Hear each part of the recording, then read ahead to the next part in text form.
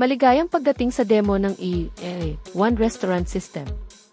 Ang One Restaurant Management System ay isang simple at kumpletong restaurant SaaS para sa iyong negosyo. Sa video na ito, tatalakayin natin ang buong workflow ng One Software, mula sa pag-login hanggang sa paggamit ng iyong dashboard. Upang magsimula, ilagay ang iyong rehistradong email address at password. Ang iyong partikular na tungkulin, kung ikaw ay isang cashier, waiter, o manager, ay otomatikong magtatakda kung aling mga screen at pahintulot ang maaari mong ma-access.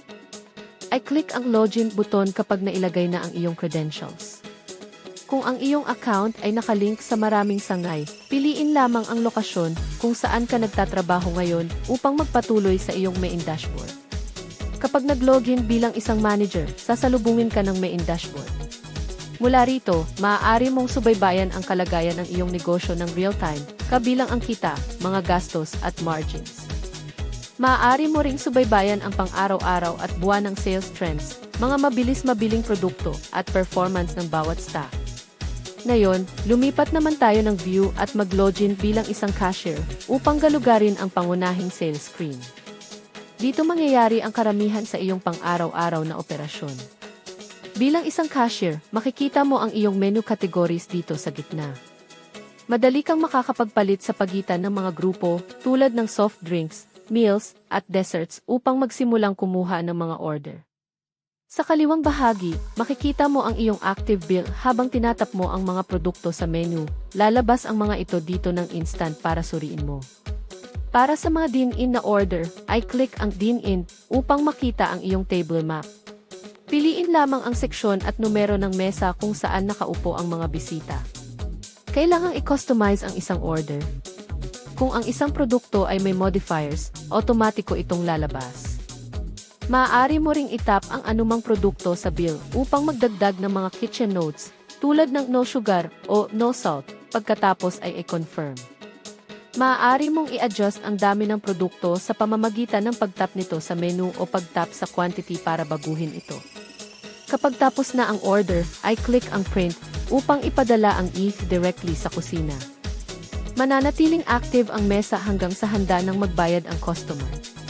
Para sa mga take-away na order, karaniwang agad ang pagbabayad. Idagdag ang mga produkto at i-settle ang bill gamit ang cash o card upang matapos ang transaksyon.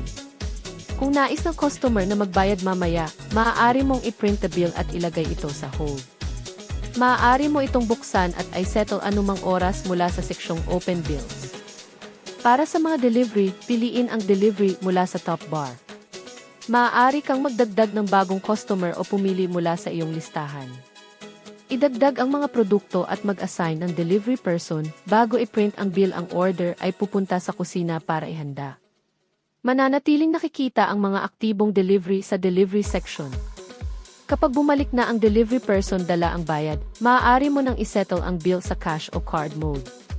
Sa pagtatapos ng iyong shift, oras na para i-close ang batch. Bago mag-close, tiyaking na settle na ang lahat ng iyong mesa at open bills. I-click ang close button. Hihilingin sa iyong ilagay ang aktwal na halaga ng cash sa iyong drawer at ang kabuuan mula sa iyong card machine.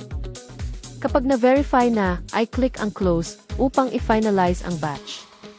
Kung pinapayagan ng iyong tungkulin, lalabas ang report screen na nagbibigay ng detalyadong breakdown ng mga benta sa araw na ito bago mag-reset ang system para sa susunod na araw.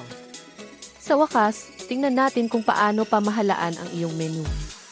Gamit ang iyong manager password, mag-navigate sa seksyong menus. Upang magdagdag ng putahe, i-click ang plus button sa pangunahing screen. Ilagay ang pangalan, i-assign ito sa isang kategorya, piliin kung aling printer sa kusina ang gagamitin, at itakda ang presyo ng benta. Upang magdagdag ng bagong kategorya, ay click lamang ang plus button sa tabi nun. Group subgroups. Halimbawa, maaari kang gumawa ng grupong specials.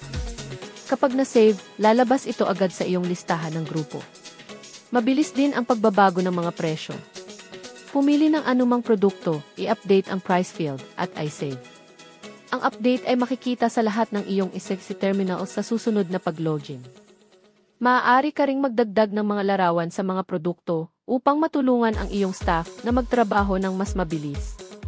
ay click lamang ang image icon, pumili ng larawan mula sa iyong device at i-save.